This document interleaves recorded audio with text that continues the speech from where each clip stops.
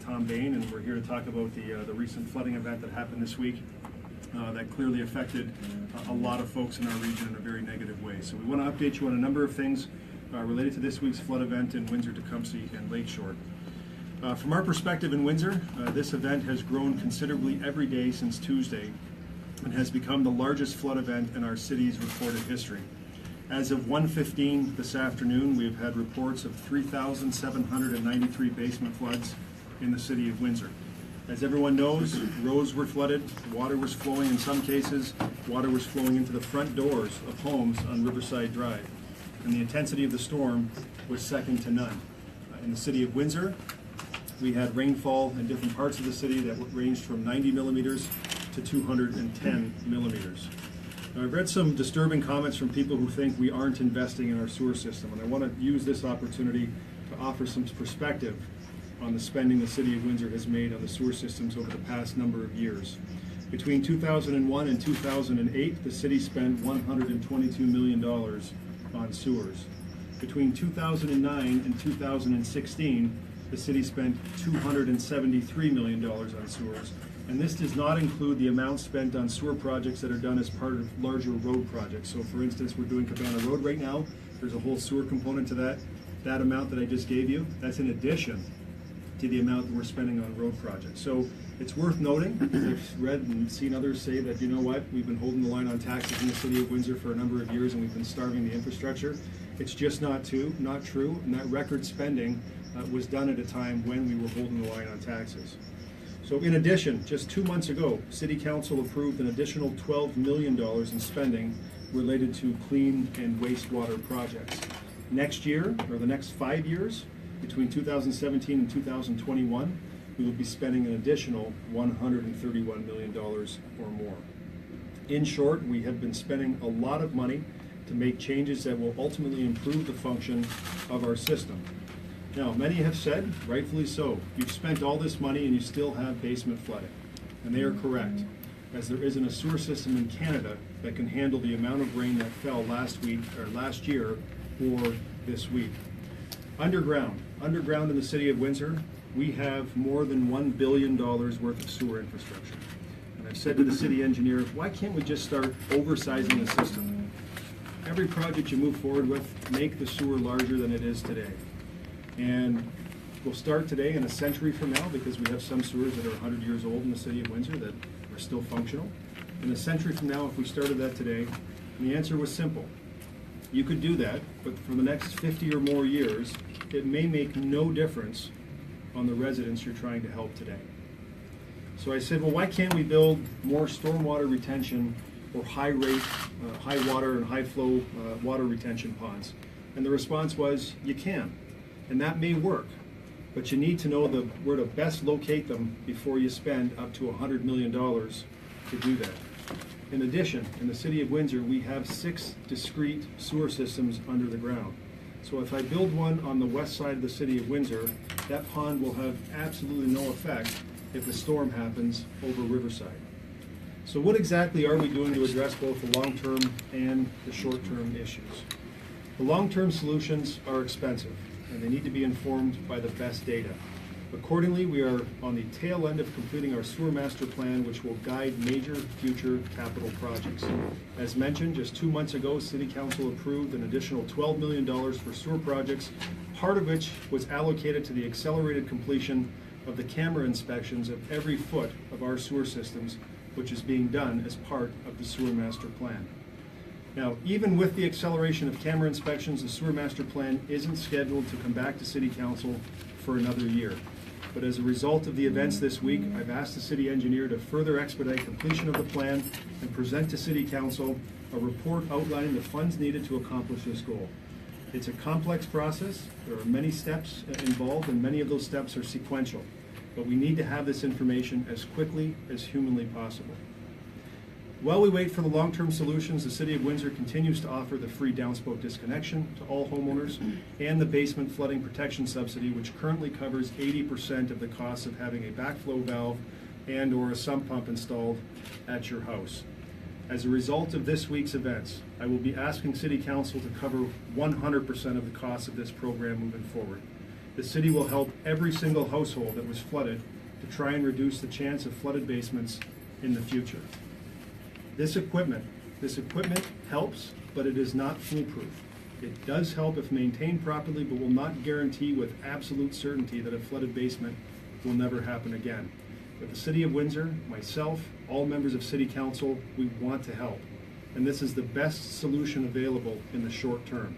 So any applications that are new or any applications that haven't been funded so far will qualify for this 100% rebate, subject to City Council's approval. Next, I know this situation is horrible for everyone affected. I too am dealing with the effects of water damage to my basement from this storm. My brother, who's never had water in his basement since 1991 when he bought his house, had his first flood as a result of this storm.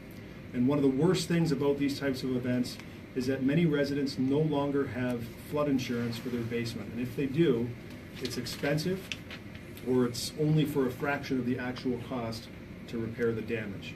So I'm asking the province of Ontario to work on a program of insurance that will allow residents who are no longer eligible to receive flood insurance the ability to purchase insurance at a reasonable cost. This is only something the province can do, and it's something that is needed urgently in our community and likely many others. Finally, I remind everyone of the special garbage collection happening this Friday, Saturday, and Sunday. Please leave your garbage curbside and it will be collected. Obviously, our collection crews have limitations in terms of how much, you have wet material, how much they can lift, how much they can manage, and we want to make sure that they're working in a safe environment as well with nails and things that you commonly find in building products. So please follow the instructions for preparing wet materials. They're listed on our website at citywindsor.ca. In addition, the drop-off depot will be accepting items for free for those who wish to use the service off of Central Avenue. I'll turn it over to Mayor McNamara from Tecumseh to offer remarks as well. Can you remind me? Oh, I see. Yep. Thanks, Drew. Far too reminiscent from last year. Well, for us in the town, fortunately enough, we're not impacted as heavily as my neighbors, the City of Windsor, as well as Lakeshore. I don't know the rationale, but we still. The town was hit with about between 4.7 inches up to close to 8 inches of rain, which is a similar flow. I believe that for us, when the storm did come, our lands were quite dry compared to last year at the same time. And so yesterday, when the city was getting hit extremely hard, we were basically at the mercy of Mother Nature, and while the city was getting up to 200 millimeters of rain on that storm front, we received between 30 and 35, which is quite a reduction in terms of the city. And not that I was wishing bad luck to my neighbors, obviously, but if we would have had that same storm front on Tuesday that the city hit the city, our numbers would have gone up through the roof as well. We've had to date about 150 homes that have reported flooding, and it's basically the majority of them in Ward 1 and 2, which is this Old St. Clair Beach in the town of Tecumseh. And it was sporadic in obviously in Ward 3, the storm results. And there was a mixed bag of results. Some pump failures, some of them were actually some pumps overwhelmed. Sanitary system obviously surcharging on some of them. What staff is doing now is basically getting the surveys in from all of our residents, and I'm sure there'll be more that'll come. Because I think there was another 30. I'm looking at Leslie now. Maybe about 30 have called in today, with obviously flooded basements and so forth. Over the course of the year, and I'm not going to echo through what certainly Mayor Dilkins has alluded to, but there's a lot of false information, and I know it's frustration from our residents and so forth. What the town is doing right now, presently, and it should be coming forward, is a full master plan on our sewage and stormwater, and it's done through Dillon Engineering, and that'll be coming to council shortly. to try to figure out ways that we can mitigate some of the situations. We also have a grant program, and over the course of the year, we've allocated over $400,000 in subsidies, and there's been major pickup. Obviously, over 500 homeowners that have taken advantage of it. And I firmly believe that a lot of those homes today that didn't flood from this storm here was some results from some of the measures they've taken. What we need to do as well is a very strong educational program on how homeowners can protect their own private property. The disconnection pieces, I think, are critical. You know, the grading of your property, is it done properly as well? Where you're actually pumping your effluent, if it's not going into a storm system, are you cycling water as you're pumping out of your basement? Is it going right back into your basement again, and so forth? Our staff have actually gone out to homeowners as well to try to help them in terms of ways and means that they can certainly protect themselves in these events. And in talking with my colleagues, unfortunately, when we look at these storms in the last 5 or 6 years, now it's a question of when those 100-year storms are coming again, and how do we better prepare ourselves? I think there's an opportunity for all of us to.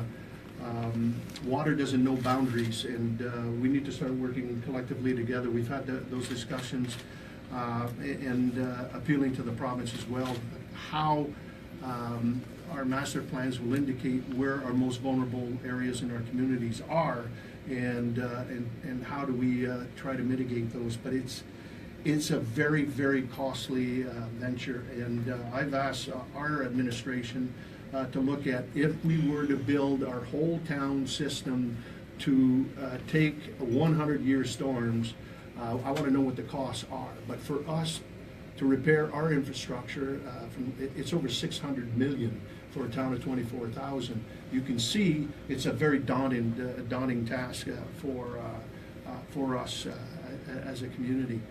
But these storms are here. I mean, the climate change is here. And, you know, we're dealing with infrastructure that some of it is as old as 100 years.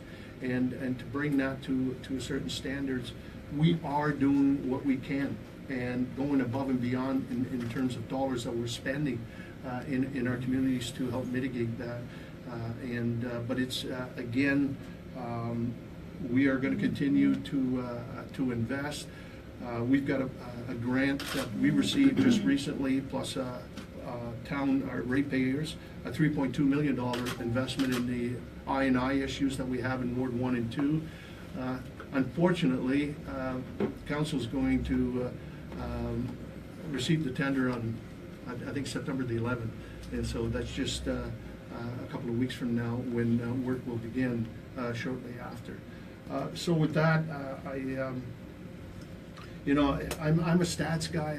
I look at numbers and so forth, and I've asked staff, you know, from previous storms. I mean, these are storms like, if everyone in the room remember Hurricane Hazel when it comes through. Well, they're in the numbers. They're all here from our storms that we've had.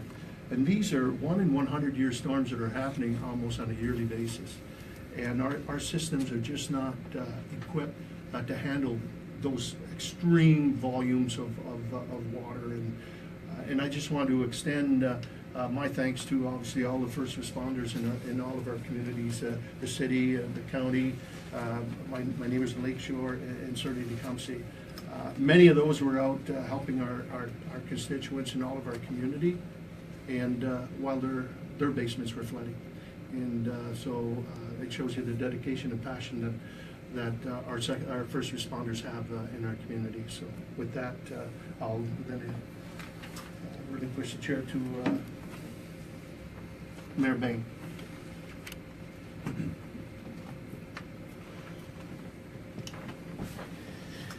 Thank you very much. Certainly, it is a disaster really for all of us. We were looking at numbers of 500 or better that called in the flooding situations. In our situation in Lakeshore, we got hit early. Ours came in Monday around 9 o'clock. These storms we've been receiving have really been spotty storms, as you see. We got hit probably the first.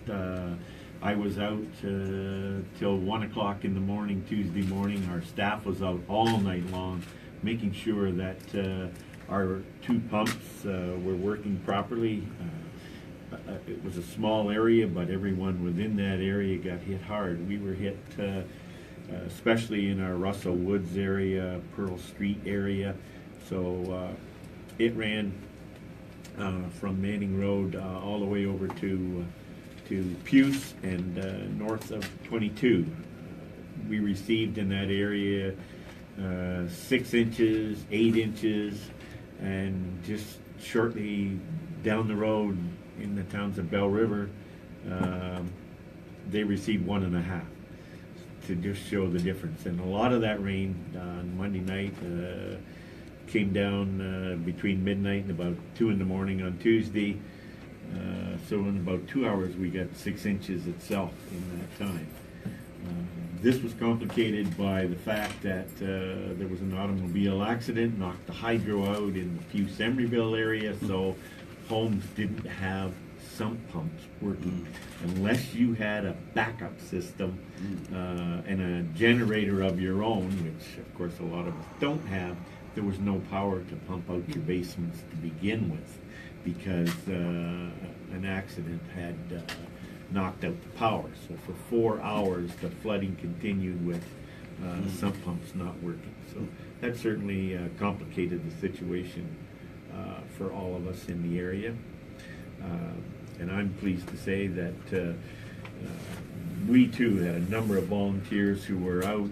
Our staff was out. As I say, we had staff out all night long, especially with all the complications that had come in there. Pleased to work with both Mayor Dilkens and Mayor McNamara on looking at solutions. We've got the same problem all on our plate to varying degrees, and that we're going to try to go after some assistance from the province.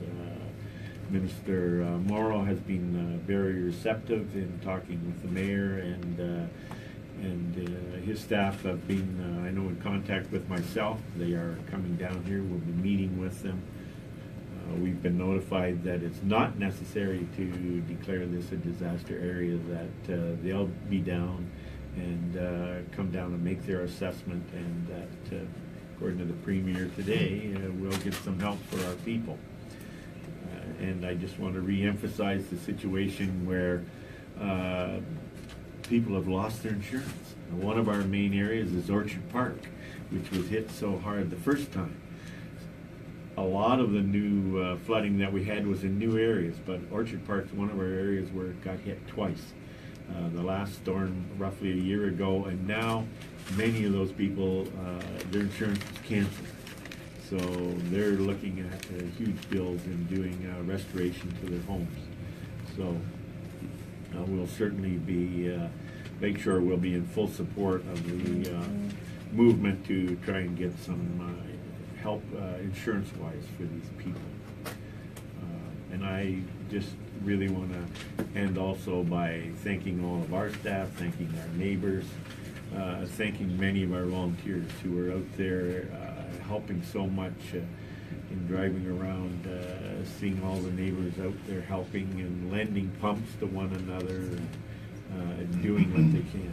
So just a thank you to everyone, and along with what you've already heard, we are certainly doing the same thing with our backwater valve program that will be open. Council is going to be dealing with this. We have administration working on recommendations of how can we make sure that this doesn't happen again. As Mayor McNamara mentioned, the 1 in 100 year program, that's something that I've been in the game for 40 years, and something that we've always based when we're building new subdivisions on. But with the climate changes that we're seeing, we're saying maybe it's time to take a look at, we need to do something different. The 1 in 100 maybe can't be the standard anymore, and we're having engineers take a look at that as we build new subdivisions, that maybe our stormwater ponds need to be much larger. Maybe our culverts need to be much larger, and certainly our pumping systems need to be larger in the fact that the climate has changed so much in what we're seeing there. So we're all working to remedy the problem, and we're all working as a team. Is there anything from the county level above and beyond the Lake Shore? From the county level right now, they're certainly there, willing to help what they can, and we'll be there if forces are needed. Certainly, Old Tecumseh Road was one of our main areas. It was flooded totally across Old Tecumseh Road, and their staff was out there with trucks and pumps and whatever, so the county has certainly put a hand in there where it affected them. How many in Tecumseh, how many in Lake Shore homes hit? Tecumseh, to date, us is 150, so last year, to give you a perspective, last year we had 1,500, this year we were 150. You had In mentioned Lake 30 Shore? additional ones, were those we're looking new at calls? Well, those are the, yeah, 500. So it's 180? you think? 150 with the additional 30. Wow. To date, I mean, I'm sure that by the time we get back to the office, there'll be more than might call, and some of them right now. We're basically asking them two ways through the town website. There's a survey there, want them to fill it in, and or if they're coming into the office. I think today alone, I think there was maybe half a dozen or a dozen or so folks came in to pick up applications for backflow prevention, mitigation, and as I stated, 40 applications have been taken. 13 people have applied since, and then 40. So we've got roughly about 53 people that are looking now for assistance on the sump pump installations. So between the three communities, we're closing in on 4,000? More than. More than. We're Yeah. at 3,800. You're at On your own, 3,800, okay. yeah. So more like 45 or more. Do you think you've gotten the majority of the calls already, or? I hope so. Hard to know. It's hard to know, yeah. Again, some folks, it will take some time, they're cleaning out their basements, they're doing whatever. They're trying to secure their own properties, and I would say within the next week or so, we should have, a final total. So either way, you want people, even if they've got their situation figured out, they've got things dried out, you still want to hear from them? You still want them to call in? Absolutely. Okay. Yeah, I think it's critical for certainly administration to look at where the real problem areas are, and because obviously it's those are the areas that we have to put some concentration on. For us, it seems we were more sporadic than we were before. I couldn't say that, and I'm looking at our director of public works. I'm correct in saying that they were still like scattered in terms of where some of the issues were hitting, and but it's important for us to know, they got hit twice, 3 times, or how many times they've been hit, and so that obviously those systems have to be monitored and so forth. The big thing that people have to understand as well, also that infrastructure that's been in there for so many years is one thing, but we're flat like a pancake. And when you get that volume of water that comes down, it stays there. And I look at that where the areas we're flooding, we're like a saucer almost, and all that water is there. So as your system is overtaken, that water just sits there. It's got no place to go. I think adding on to what Mayor McNamara is saying, we're finding that already, and that's why we're asking to make sure our people get into us with that information on where the flooding is. We've already found, and working with IRCA, that we've got an area along Old Tecumseh Road that's at lake level. So we all know when you've got 3 feet of water sitting out there, it finds the lowest spot, and that's where we're finding where we've been hit twice, is that water is eventually, if it can't get out into Lake St. Clair, she's finding the low levels, and we need all the information coming in where we can make those assessments and know where we've got to zero in. Warden, you said that you're gonna, I'm paraphrasing here, that you're gonna fight for funding from the province. Are we to take from that your answer hasn't been good so far about provincial funding coming here? No, I don't think so. I think the answer's been very positive. When you hear that ministry staff are coming down, that's the first step. That's the first step we went through last time. So, Okay.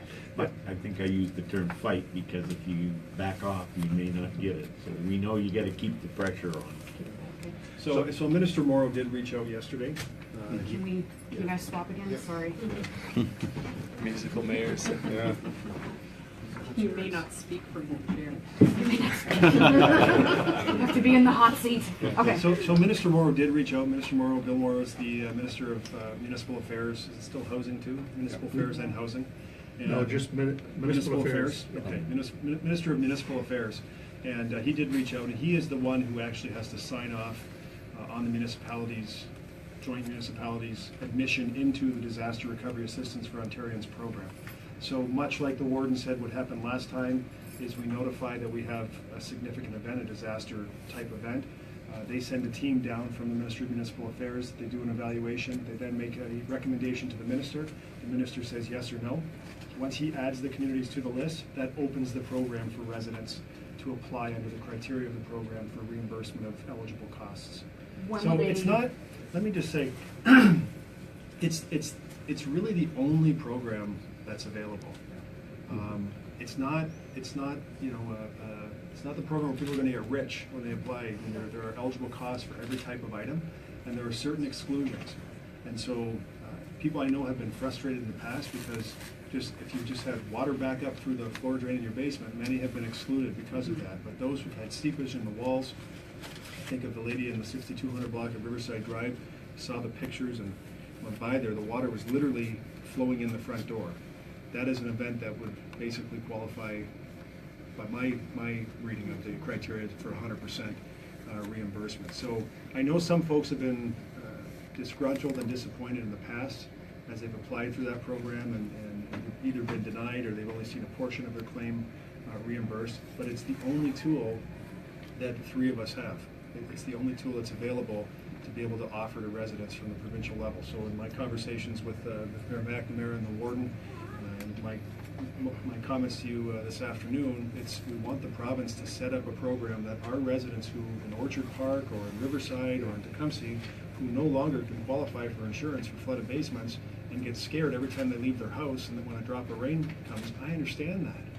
And we want to open this up so that they have an opportunity so they can leave their house and know that they can get insured for a reasonable rate for basement-type flooding events. And that would be for sewer backup as well, because that's what they're not. That's what we're asking for. Yeah, Okay. absolutely. Is that- Comprehensive, in other words. Yes. Have they been here yet to assess the The situation? minister Are told they me, here yet? the minister told me his team would be here either today or Yeah. tomorrow, Okay. and then he would make a decision very quickly. So I think, you know, Early it next could week. almost be a desk exercise if you looked at the photos. Well, if you saw you know, everything online, yeah. You see everything online. I mean, Yeah. you know, and compare it to what happened last time, last year. I mean, from our perspective, it was a more catastrophic event this week than it was last year. One And of the just in things terms that- of a heat map, you know, from a city of Windsor perspective, very interesting to look at where the calls came in from. You can see, you know, just almost a band that Band goes of right the over the storm, city. yeah. That's the heat map. So, Mr. Mayor, can you explain, short of the sewer backup coverage as well, are there other ways what you're asking the province to do would differ from the disaster assistance recovery program that's already in effect? Because I think that's... Yes. So the program that's already in effect that we've asked for our communities to be included is the same program that they had last year that we were included on. And we want that to be available to our residents. It provides at least something for some of the residents. And, but it's not an insurance program where you can say, I'll pay you $500 to have basement flooding for $10,000 worth of coverage. I mean, you have to sort of, fight is the wrong word, but you kind of have to apply and be evaluated even to be accepted into that program. We're saying for those who are with Allstate or whatever insurance company, and Allstate said, sorry, you've had 1 or 2 floods, you're no longer eligible for basement flooding protection. We want the province, and they're the only ones who can do it, to step up and say there is a program available where residents can have peace of mind, pay their premiums. It has to be affordable, of course, and of course spread the risk across a larger base throughout the province as opposed to just Windsor and Essex County. It's not something we could do on our own if we wanted to do it because the base of customers is just way too small. You need a larger base of customers, and the province is is the only level of government where it makes sense. And theoretically, that would still be through existing insurance providers, not something the province would create with You know itself. what, I'm going to be real honest with you and say I don't know enough about the insurance world to say whether the province needs to do it or whether it should go through, whether they can manage something through the, excuse me, the Insurance Bureau of Canada or some other provider. I just don't know. But I know what I want. I just don't know the best way to get there. They would know how to do it. And so the point is to convey to the Premier and the ministers responsible that we have a need in our community. We want to all help our residents. This is, you know, these are the frustrations that our residents are feeling on the ground. Besides having to clean up the dirty basements, and this storm on Tuesday is the precise example of everyone was at work. You know, at 2 o'clock, when we pulled the numbers at 2 o'clock, we had, you know, we have over 70,000 homes in the city of Windsor. We had 79 that had flooded. And I don't trivialize that, but in the grand scheme of comparing to last year's storm, it's a much smaller amount. It's manageable. After 2 o'clock, you saw what happened to the roads. You saw cars getting stuck. People started going home, and they were walking into catastrophes in their basement. And so now, once they clean everything up and they go back to work and they see the dark clouds coming over, everyone is rightfully so very, very nervous. And so you have to be able to afford people the opportunity to buy peace of mind so that when they leave their house, they know that if something bad happens, which none of us want to happen, that they would have some form of insurance that would help offset the cost of getting things back to normal. And would this also mitigate any concerns you might have with liability, people suing your municipalities because of this, because of floods like this? No, I haven't really given that any thought. I mean, all of our systems were functioning exactly as they were designed. The pumps were all working in the city perspective. This was literally a function of the volume of rain over a period of time. Yeah, I mean, the municipalities have to show negligence, you know, and I don't think none, you know, when you know, even our staff were, you know, they were looking at a 20, I think it was 20 to 40 millimeters of rain, which is, yeah, it's a significant amount in a short period of time. But we had our crews out before to make sure that, you know, the grates were clean, make sure, you know, and folks, like, we just spent, even our own municipality, a small municipality we are, over 30 million since 2011. We got a brand new state-of-the-art $8 million pumping station at the foot of Manning Road, with you know, completely automated, as well as a Brighton Road that's just a few years older than that. We've put emergency generators on every pumping station that we have. So if there's a power failure, our pumps are going regardless. And so there's no negligence here. And when you look at that, it's just Mother Nature. She's just not kind. And if you're going to pick a fight with Mother Nature, you're going to lose. So how do we best prepare ourselves to deal with these events? I really think that moving forward, and when the Premier, and I believe the Premier is sincere in saying, you know, I want to do what we can, then I think it's encompassing on us to say, okay, the insurance piece, I think is, we need to develop some peace of mind for our residents. That, I think, is the biggest piece that they tell you. I'm just afraid to go to work in the morning when forecast is rain. And then on top of that, maybe it's an opportunity for us with our administration to get together and find some common ground in terms of how we develop our communities now.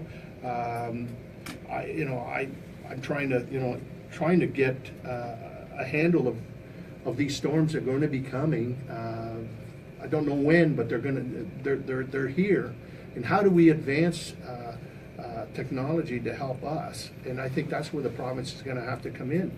We talked about, you know, do we dig bigger underground reservoirs? Do we dig bigger stormwater ponds and so forth? Obviously, it would help, but it's to make sure that we put them in the right place, and so that they can be maximize whatever efficiencies we have. But I think collectively, as you know, our master plan that we're doing in our community, I believe it should be shared and worked with our neighbors. And so that it complements all of the region, because water does not have a boundary,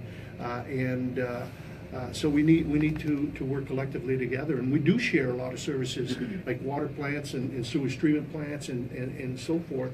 Now it's a matter of looking at expanding, I think, the stormwater management, and how do we deal with the infiltration and the disconnection and so forth. I think we have to have some common approaches with all our municipalities, and we've had a great discussion yesterday and again today, and I think that they're gonna continue, because obviously we want to do everything that we can to help our communities, but we got to keep in mind as well is that in one hand you've got the tax guards over here who don't want to see any taxes going up, and then you've got multi-millions of dollars of investment that have to be done, and most folks have to understand that municipalities, compared to our friends at Ottawa and Queen's Park, we're responsible to deliver 80% of all the services, and we're responsible for 67% of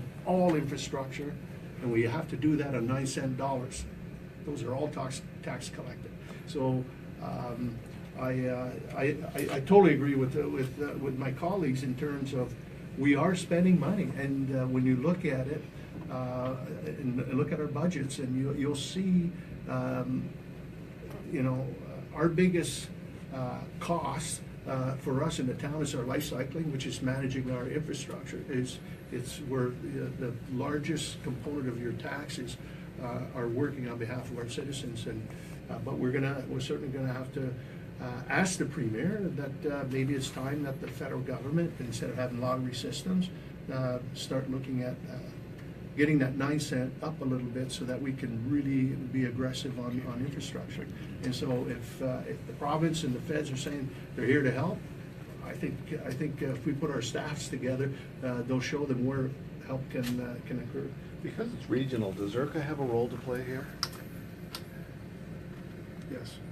Yeah, they do. And like, they're obviously doing some projects, but do they need to have perhaps a bigger say or role in how these water management systems are operating? I think, We're already working. My office is across the hall from them, so I'm in there already working with them, and they'll be looking at problems. Yeah, we're going to need their expertise in this area as far as engineering goes, and they have a lot of this background information now that we can tap into to use. So IRC is, I think, going to become a very integral part in helping us find that solution, and where we need to place things, and what we need to do, and how large we need to go with items. So they'll be taking a huge part of every role. conversation. Yeah, I mean, they set the standards. I mean, every subdivision that's being developed, it goes through IRCA. They give you the right, they tell you what elevations your homes have to be.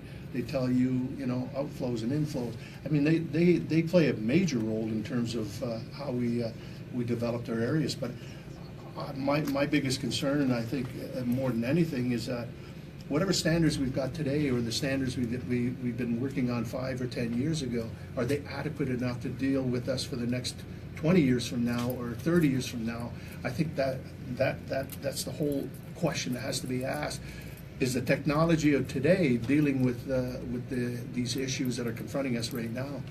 I mean, I've been involved in politics quite a few years, and I've never seen events like this in frequency, from the beginning. And so we know that whatever standards were built 10 years ago, even 10 years ago, I think are obsolete today. And that is part, when I mentioned the oversizing of the sewers in the conversation with the city engineer, we could start today in the city of Windsor, and 50 years from now, still not be to a point where we're helping the residents in any material way. And so the conversation that we had was actually, okay, well, if today we're building a storm sewer for 1 in 100-year storms, when we start oversizing, are we going to 1 in 125-year size? Are we going to 1 in 150? Are we going to 1 in 200 year? Because clearly the people who were putting sewers in the ground 100 years ago weren't anticipating the type of storms that we saw last year and that we saw this week. So we need to be using the best data available, find the solution that when we put this in the ground and we know it's going to be there for 80 or 90 or 100 years, are we going to serve the long-term needs of the municipality as well? I would offer here that, from my perspective, the easiest barrier to overcome once we find out what the solution is the money. And so I know people have been out there saying, Drew, $3 million for lights in Jackson Park, and they've tried to use this as a political wedge issue. I get that.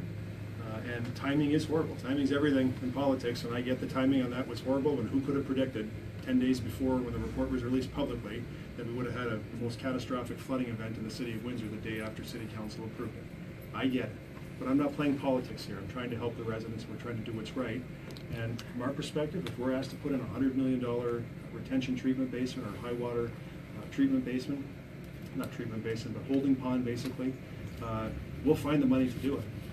The city of Windsor, because of the financial strength that we have, and the town of Tecumseh and the town of Lakeshore as well, from our perspective and the way we've been managing our finances for the last dozen years here in the city, we have $1 billion borrowing capacity that we're not touching. I mean, we don't want to touch that, but if Mark Winterton, the city engineer, and his team come back and say, here's the solution and it's going to cost $100 million, the easiest hurdle for us to overcome will be the money for that project. 2 quick questions. I know that the downspout desalination program is free for residents, but have you thought about making it mandatory? Good question. That's a great question. Yes, we have. That's a great question, and but you have to understand you're dealing in private property, and talking to legal and others, it's not that easy. And other municipalities, in the province that have tried to implement mandatory programs, it wasn't quite successful, and so. Not quite successful. No, I mean it's. Obviously there's property standards and stuff that you can do, but a good example of that is you've got a subdivision plan that was approved by everyone, municipal affairs and every agency of the day signed off on it. That was 30 years ago. Today, now all of a sudden we realize combined sewers or those downspouts, that was the dumbest idea they could have done. But now you're saying, I want you now to disconnect a legal system. It was a legal system. Now I'm telling them, you must disconnect. Those are issues. Now, illegal connections, yes, we can tell them you must disconnect and so forth. And but you have to find those. And I mean, a lot of that is done through, obviously, events like we've got today, and when we go in to inspect basements after they put their backflow preventers in, then our inspectors will see, oh my goodness, you got a cross connection here that shouldn't be here, and it could be innocent too. It could be somebody now that's purchased that house since those connections were made, and so not through their fault, but So it's a great question, and I wish I could say, yeah, we're going to tell them you gotta, but there's some real implications. This is, but Sarah, this is worth expanding on too, because everyone has to be part of the solution here, and there's what I would call significant legal liability implementing a mandatory disconnect. That's why we're saying it's free. We don't charge anything. We'll come and do it, and we want to help. Right, and we've done thousands in the city of Windsor. But even someone, if you have an average size home and they're dumping their water in the downspout underground into the system, even one roof can play a significant role in the water that's going to the sewer system. So if we can't force people to disconnect, we certainly ask them to look at their neighbors, look what's happened in the city, and take the responsibility to see if there's a way for you to do something that's going to help the problem. We also know that there are many sump pumps in the city of Windsor and probably across Canada and around the world that are connected to the sewer drain, likely because it's very easy to do, depending where you place the sump pad. And part of the program that we have, that I'm asking City Council to fund at 100% instead of 80%, is not just sump pumps and not just backwater valves. It also is the disconnect that will take the sump discharge and move it out to the lawn, put it into the right sewer system. We'll do that, and we've been asked City Council to do that for free. So if you have something in your basement that you know is not connected to code or connected to standard, we'll come in and we'll take care of it for free. And how much will it You want cost? those going out into storm sewers, not into sanitary sewers? Absolutely. Yeah, okay. How much, Or even better yet, discharge on your own lawn if you can. Okay. how much do you think the program's gonna cost now? More than $1 million. It'll be an increase to the city of Windsor of more than $1 million to do this. And again, this is not a function of us spending on lights in Jackson Park and having no money to do anything else. I have no doubt that 100% of city council will vote in favor of funding this at 100%, because it just makes sense in light of this data in front of us here, in light of the fact that we have almost 38, I'm sure we're over 3,800 homes in the time that we've, the 39 minutes that we've, the 30 minutes we've been in this press conference. We're over 3,800. I have no doubt that the city council will approve that. It will cost the city of Windsor $1 million more to do that, but I think it's the right thing to do for the residents. There's a bunch of in the system from last year's flood that we're trying to do the this program. There are, Haven't been as able of to. today, 882 homes in the queue. So our folks, what happens, our folks go out, they do the inspection, and they say, okay, you need a sump pump and a backwater valve. They authorize that, and the homeowner goes out, finds the contractor of their choice. They do the work, and we will reimburse today at 80% up to a maximum dollar amount. And I wouldn't anticipate that in terms of the dollar amount, moving forward, that it's going to dramatically change. But we're looking at covering 100% of the cost as opposed to 80%. But you never covered the cost of the disconnect, right?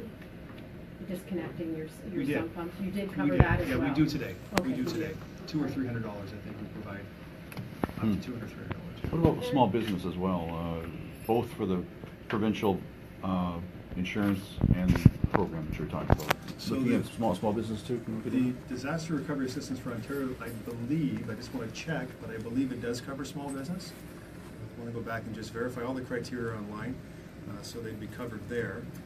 With respect to basement flooding, I think we're focused chiefly on homeowners and residential homes at this time, but we can certainly explore what it would mean to add and expand into the business world.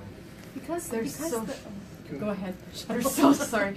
Social housing on Ypres. We were out there last night, and they're telling us that they'll be without power for 4 days. Their basements have flooded.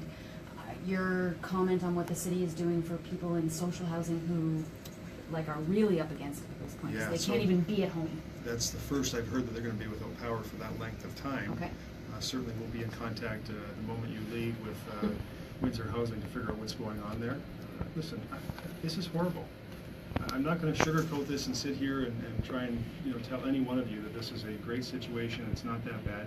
It's a bad situation. It's the worst flooding event we've seen in our recorded history in the city of Windsor. And so with that comes a lot of bad things, including the type of thing you just mentioned.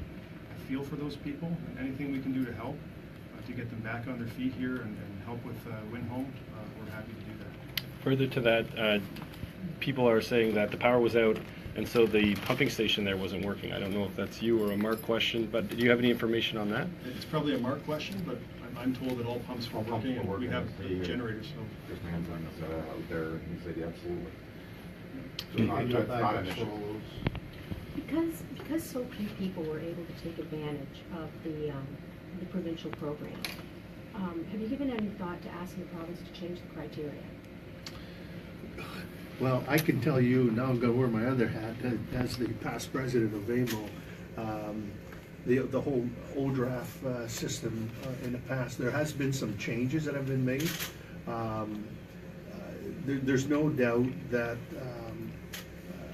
we find that the program, prior to last year, was actually very bad for municipalities and very bad for constituents, for application, because there was far too much red tape and they covered very little, and then it was more or less you're on your own until you get on your feet, and then the program would kick in.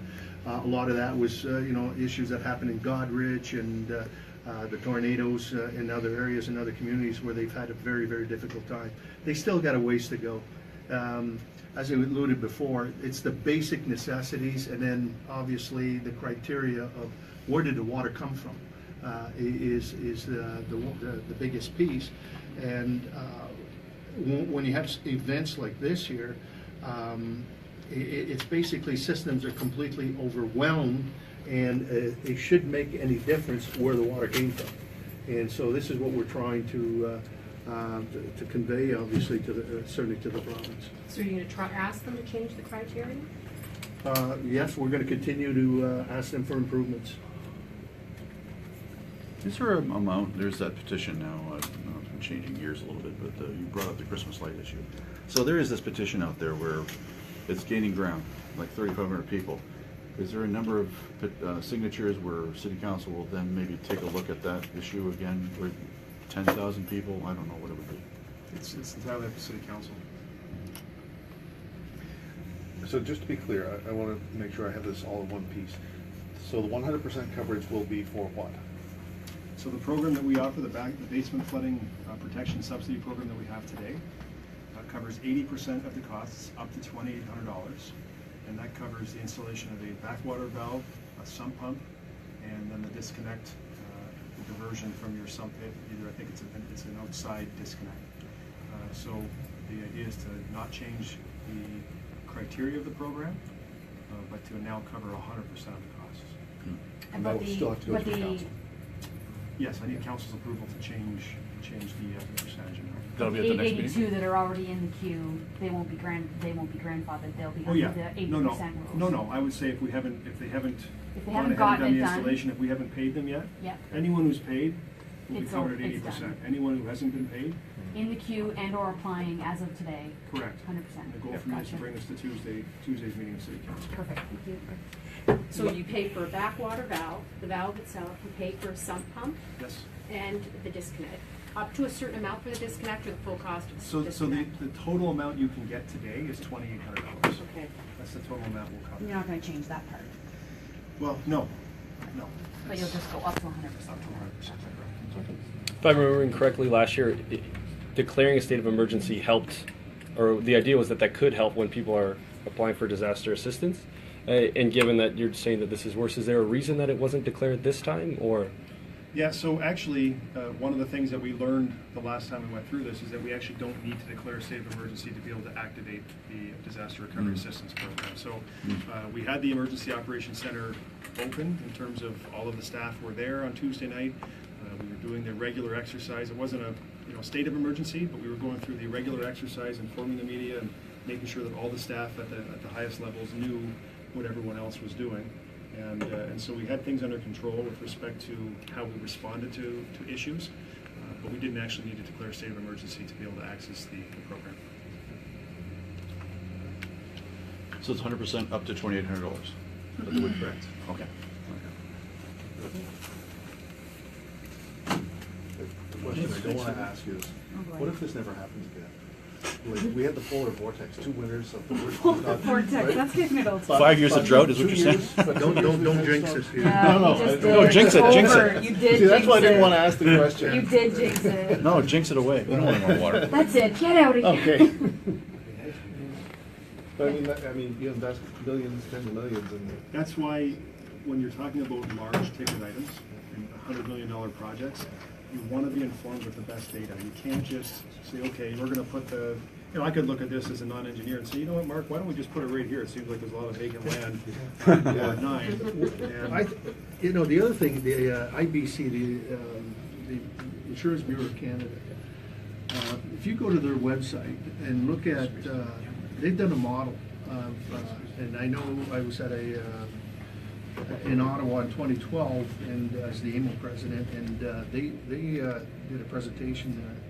And to answer your question, look at the, I'm not going to give you any details, but look at the model of what today, for example, in 2011, they had for flooding payouts was $1 billion in Canada. And then if you remember the floods in Calgary and other areas, it had jumped almost $10 billion in that year, and it's continued to grow. And if you look at the model itself of where they talk about flood-prone areas across Canada, the map just keeps getting darker and darker and darker up until 2050. And a lot of that is the climate change piece. So the question is, if it never happens again, I'd be the first one to say I'd be the happiest mayor in the region, probably, or we'd all be. But the reality is when it will happen again. You know, not to say you want to put the fear of God in folks, but we need to prepare ourselves. And then even our residents have to start really looking at, what can I do? You know, is my grading properly in my home? The disconnect piece. You know, and there's a rationale why we have engineers and and even IRCA, where they set the grading on your lots and everything else, and then all of a sudden people alter them because, you know, landscaping or doing whatever. It offsets what we're all trying to do, is maximize, you know, the benefit of controlling storm water and so forth. But I would say to the media, look at the IBC, go to their website and look at the flood modeling, you know, for the next till 2050. And it's scary. What's IBC?